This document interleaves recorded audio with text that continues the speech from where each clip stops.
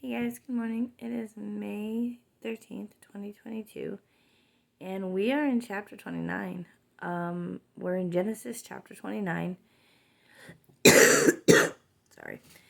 Verse 1 through Genesis chapter 29, verse 6.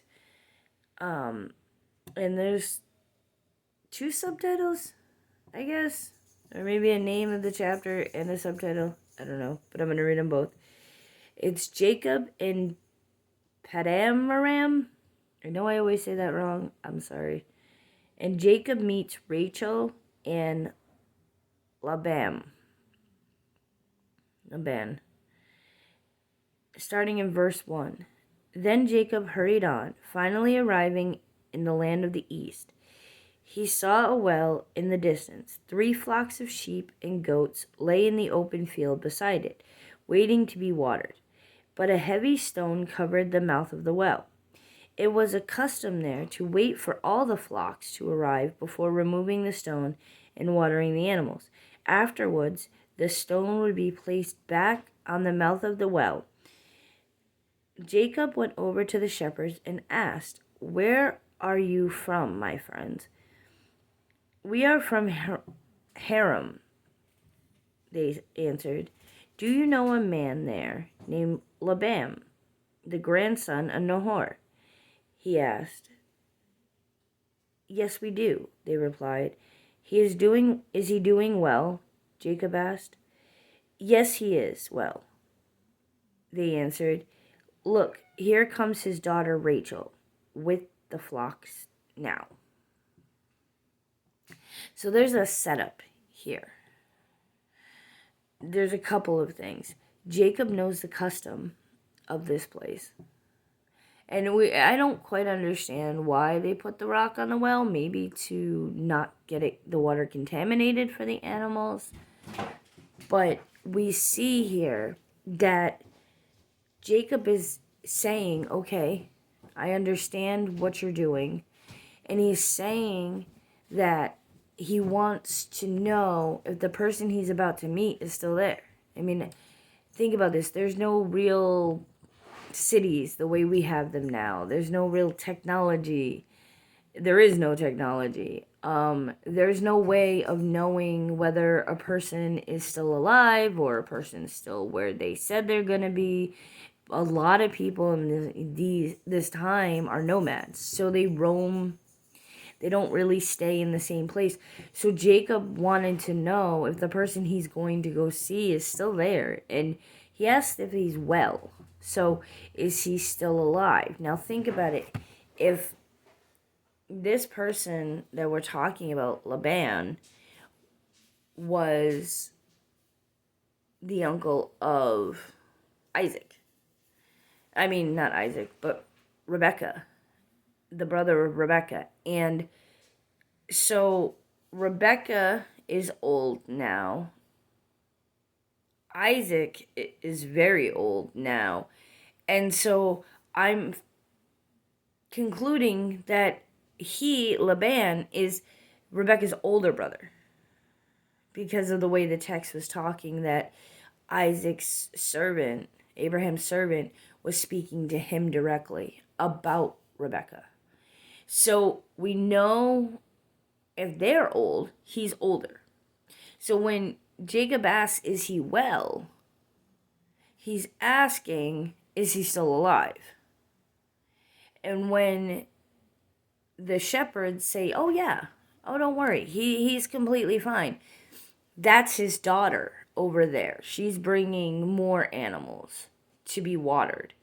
So there's this setup, because we're going to find out who Rachel is in a couple of verses, but God does this in our lives too. This may seem menial, this may seem, the beginning of the story, and we don't really know the characters yet, but this is really important because God sets things up in our lives.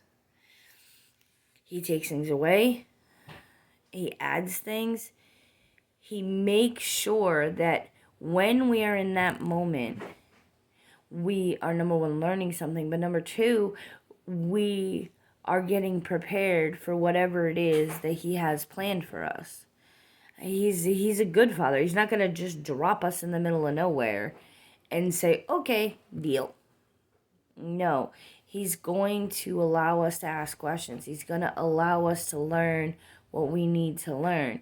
And that's what's happening in this moment in Jacob's life, is he's asking questions. He's learning what he needs to learn. He's understanding the world around him, but he's also trying to figure out what's going on. And many times we gloss over this in our lives too. We gloss over this when we're like, no, I need to get to whatever point it is that we need to get to. And we sit there and say, well, I can't worry about that right now. I can't ask those questions. I just have to go through it, kind of like a bull in a china shop. You just barrel through to try to get to the end. When it's not about getting to the end, sometimes it's about that moment in time. That moment where you can turn to God and ask the questions that you need to ask. What is this? Why is this? How am I supposed to do this? When you ask those questions, when you sit there and you say, okay, God, I need to make sure I'm doing it the way you want me to do it, so I'm going to ask you questions. I'm going to understand the world around me. I'm going to understand the world I came from, because we all have pasts. I mean, Jacob, come on now, literally stole his brother's birthright. Not once, but twice. Stole it. Stole the blessing that was supposed to be Esau's. So Jacob has a past. But Jacob is also doing what his father told him to do. He's also relying on God the way God told him to do in the dream. So even though Jacob has this past, he's still following the path. And we need to understand that. We need to understand that even if we have a past, no matter what our past is, no matter what we've been through, no matter what we've done to others, no matter what they have done to us,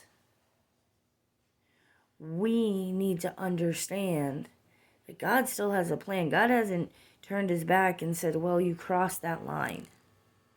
When we fully rely on Jesus, that is when we can go with what God is telling us. And we can understand what God is telling us. And it takes a moment to ask these questions. It takes a little while to wrestle with the questions that we have. But when we do that, when we give God that moment, just like here, when we give God that menial moment, what we think is a menial moment in our lives, that's when we can truly understand what it is that God wants for us. So my question is what is that moment? What are you wrestling with? What are you asking questions about? And where is it that you can say, okay, God, I have all these questions. I don't know if you're going to give me every single solitary answer, but I feel like, my past is defining me. I feel like everything I've done is defining me. And I know that's not what you think, but can you show me what you think? Can you show me the answers to some of my questions? This may seem like a part in Jacob's life where it's not really that important. He's talking about animals at a well. But God doesn't put things in the Bible that are not important. We need to dive into every moment, whether it's this moment or it's lineage or it's things where we just sit there and say it's 2022. I don't get it. It's 2022. We are, I'm in the United States, so we don't really have, at least anywhere near me, wells for flocks of sheep. We don't have that, but we have culture. But we have everything, the world around us. We have technology, we have all that stuff. But we need to understand that, and we need to understand the culture around us, and this is what that's showing. So I hope today you guys see Jesus in all you do. And I hope today you see God's promise all around you. And I hope you have a wonderful day. Bye. I'll see you tomorrow.